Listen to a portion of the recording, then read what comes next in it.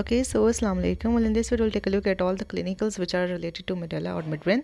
So the first clinical is the Arnold-Chiari malformation. This is a congenital condition in which we know that there are tonsils of cerebellum on its posterior aspect. So if those tonsils gets herniated inside the vertebral canal and then you can say downwards along with medulla, so that condition is called as Arnold-Chiari malformation. ये एक congenital से condition होती है, इसका कोई causing factor नहीं है.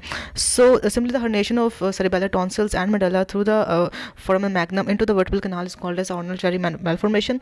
और इसमें जो symptoms आते हैं वो यही आते हैं that इस चूँकि यहाँ पर जो presence होती है vertebral canal की वो तो बंद हो गई है, like उसकी opening बंद हो गई है, so the CSF will not be able to flow through it, so it will get accumulated inside the cranial cavity, so the pressure will get to increase, right, and that will result in an internal hydrocephalus, right, and hydrocephalus means an accumulation and increased pressure in the cranial cavity, so that condition will result resultantly, right. So उसके जो condition के response में जो symptoms नजर आएंगे वो यही होंगे that first of all there will be compression of cerebellum as well as medulla, तो उसके symptoms होंगे. Now then we know that there are 4 cranial nerves, the lower 4 cranial nerves are emerging from the lower end of medulla, तो उनकी भी compression से जो symptoms आएंगे वो भी उससे related होंगे.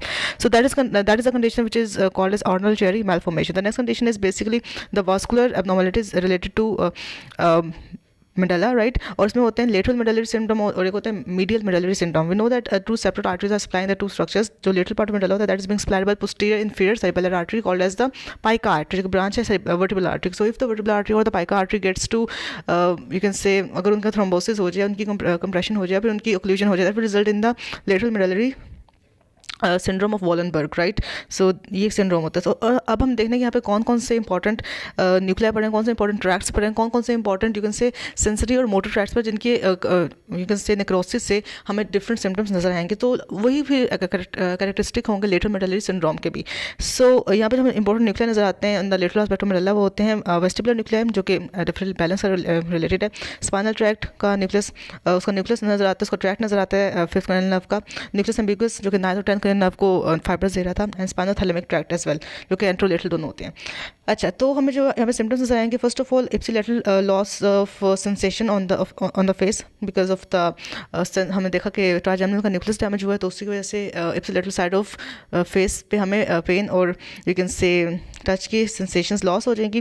There will be ataxia, gait ataxia होगा, लेकिन इप्सिलेटरल साइड का क्योंकि we know that the medulla is connected to the cerebellum as well, so the superior so the inferior cerebellar peduncle, so उसकी वजह से cerebellum का भी कुछ एरिया इन्वॉल्व हो जाएगा, inferior cerebellar peduncle का भी कुछ एरिया इन्वॉल्व हो जाएगा, तो उससे रिलेटेड जो हमें सिम्टम्स नजर आएंगे वो होंगे गेट एटेक्सिया के symptoms like ipsilateral gait ataxia, right. Then nystagmus नजर आएगा, vomiting, nausea, vertigo, all because of the involvement of the vestibular nuclei. Hoarseness of sound, dysphagia, ये सब सिम्टम्स नजर आते हैं due to the involvement of the 9th and 10th cranial nerve nuclei, that is the nucleus ambiguus की involvement की वजह से नजर आता है हमें. And then ipsilateral Horner syndrome, क्योंकि डिसेंडिंग सिम्पैथेटिक फाइबर्स भी यहाँ से गुजरे होते हैं, तो वो भी इसी की लपेट में आ जाते हैं, and those result in the result of the they result in the this Horner syndrome, ptosis, meiosis and anhidrosis. और कॉन्ट्रोलेटर साइड पे हमें बेसिकली सेंसरी लॉस नज़र आएगा, वो पेन का लॉस नजर आएगा because we know that control हमें डिस्क्रिप्शन हो जाती है spinal thalamic tract in the spinal cord, तो उसके फिर जो सिम्टम्स होंगे कॉन्ट्रोलेटरल होंगे, जबकि हम जो ऊपर से सिम्टम्स देखें they all will be ipsilateral. और अब अगर उनको समराइज करें लेटरल मेडुलरी सिंड्रोम को, तो उसमें हमें क्या क्या सिम्टम्स नजर आने वाले हैं. First of all same side of face पर पेन और टच के सेंसेशंस लॉस हो जाएंगे. सेकेंडली गेट एटेक्सिया होगा. थर्डली हॉर्सनेस और डिस्फेगिया होगा to nucleus ambiguous.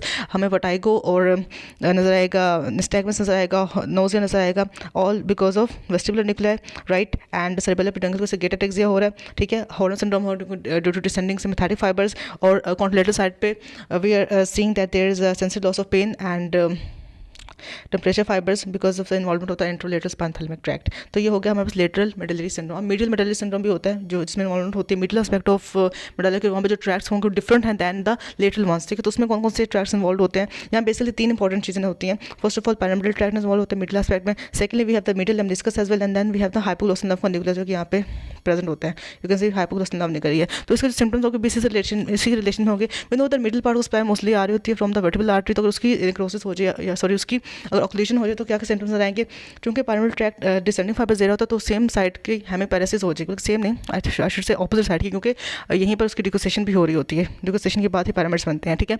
So contralateral side की हेमीपैरेसिस हो जाएगी, पैरेसिस मींस पार्शियल पैरालिसिस या वीकनेस ऑफ मसल्स, तो ऑपोजिट साइड की वीकनेस हो जाएगी मसल्स की ड्यू टू द पायरोनल ट्रैक्ट। इसके अलावा जो हमारे मीडियल लेमनिस्कस इन्वॉल्व है तो उसके रिजल्ट में हमें नजर आएगा that there will be a lack of tactile discrimination, there will lack of sense of position and movement and tactile discrimination, pressure की और ये सब सिम्टम्स भी लॉस हो जाएंगे because of the involvement of the medial lemniscus, जो कि basically dorsal column के फाइबर्स को कंटिन्यू कर रहा था upwards, right.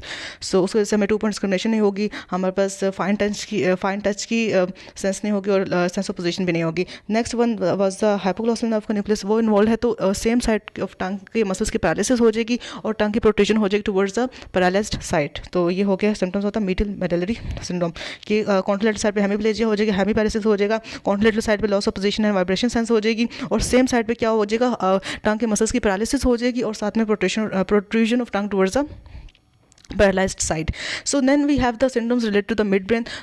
Number one is the basically the Weber syndrome. Weber syndrome में ये होता है कि crus cerebri और साथ में oculomotor nerve की involvement हो जाती है, ठीक है, because this portion is being supplied by the posterior cerebral artery, right? तो posterior cerebral artery की occlusion हो जाए तो this area will be affected. तो उसमें जो symptoms आएंगे वो भी इसी से related होंगे, crus cerebri से और oculomotor nerve से related. Oculomotor nerve से related होंगे तो there will be ophthalmoplegia, weakness of the eye muscles, right, of the contralateral side.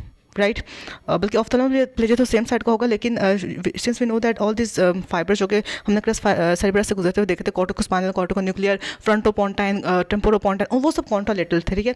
तो जो ऑफ्थेल्मोप्लेजिया होगा वो तो सेम साइड का, लेकिन जो बाकी सारे सिम्टम्स आएंगे दैट इज़ जो पैरालिसिस होना है लोअर पार्ट ऑफ फेस पे, टंग पे, आर्म पे, लेग पे, जो कि ऑल क्यों हो रहा है क्योंकि क्रस सेरेब्रस की इन्वॉल्वमेंट की वजह से, तो वो कॉन्ट्रालेटरल होगा, जबकि ऑफ्थेल्मोप्लेजिया सेम साइड का होगा। इसलिए हम कहते हैं कि आइबल होती है डेविएट कर जाएगी लेटरली क्योंकि मीडियल रेक्टस की पैरालिसिस हो गई है, तो लेटरल रेक्टस तो सप्लाई होता है बाय द अब्ड्यूसर नर्व, लेकिन medial rectus of the oculomotor से सप्लाई होता है, तो मीडियल तो हमारी आईबॉल की डेविएशन हो जाएगी टुवर्ड्स द लेटरली या टुवर्ड्स द ऑपोजिट साइड, ठीक है।